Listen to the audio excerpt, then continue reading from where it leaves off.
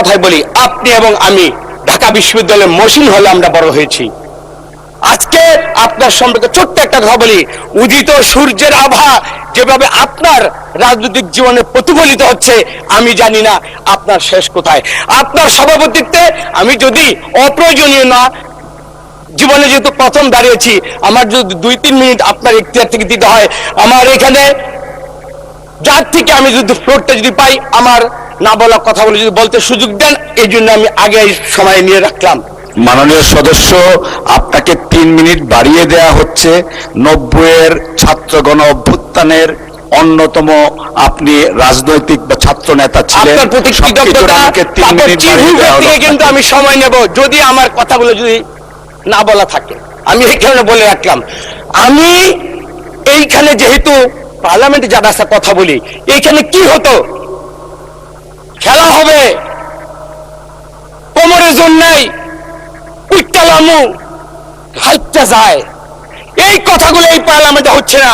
বিরোধী দলের নেতা যখন বলেন আমরা কারো ব্যক্তিগত চরিত্র নিয়ে কথা বলবো না, সত্যি আমরা এটা আশান্বিত হই। এই পার্লামেন্টটা ভাইব্রেন্ট হোক, এই পার্লামেন্টটা মানুষের হৃদয়ের কথা বলুক, আপনারা সবাই কিন্তু আমরা চাই। শুধু তারেক রহমান সম্পর্কে একটা কথা বলতে চাই, যেহেতু এইখানে আলেম ওলামারা খুব বসে আছেন। বিসমিল্লাহ, ওমাকারু ওমাকারাল্লাহ আল্লাহু খায়রুল মাকিরিন। যতই করো মকরবাজি, আল্লাহ হলো উৎকৃষ্ট মহাকৌশলী এবং আল্লাহ তাআলার কৌশলটা হলো উত্তম।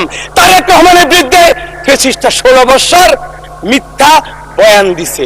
এখনো যারা তারেক রহমানকে মনে করেছো বাংলাদেশের প্রধানমন্ত্রী হতে পারবে না, এইটাই হলো আল্লাহ তাআলার কৌশলী।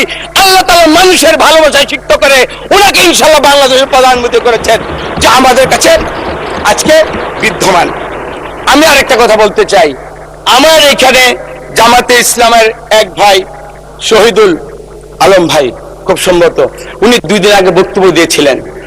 উনি ওনার ক্রেডিট আমি এবং আমিত্ব বলতে গিয়ে একটা কথা বলেছেন, আমরা হলাম তারা স্বরাষ্ট্রমন্ত্রীর সামনে পুলিশ অফিসার গিয়ে বলেছিল একটা মরে আরেকটা দাঁড়ায়, সেইটাই হলো জামাত ইসলাম।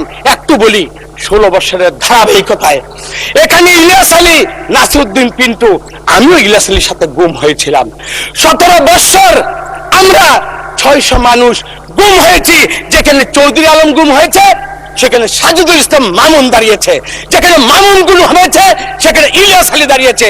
যেখানে ইলিয়াস আলী গুম হয়েছে, এভাবে ধারাবাহিকভাবে 600 মানুষের গুমের উপর দিয়ে ইনশাআল্লাহ আমরা পার্লামেন্টে একসাথে আমরা চলার জন্য আসছি। সুতরাং আমি এবং আমিত্বকে পরিহার করে আমরা যদি এই সমাজ, এই রাষ্ট্রকে যা আমরা জনগণের কাছে প্রতিশ্রুতি দিয়ে আসছি, আমরা যদি ওইদিকেই থাকি, নিশ্চয়ই জাতি আমাদেরকে ভালোবাসবে।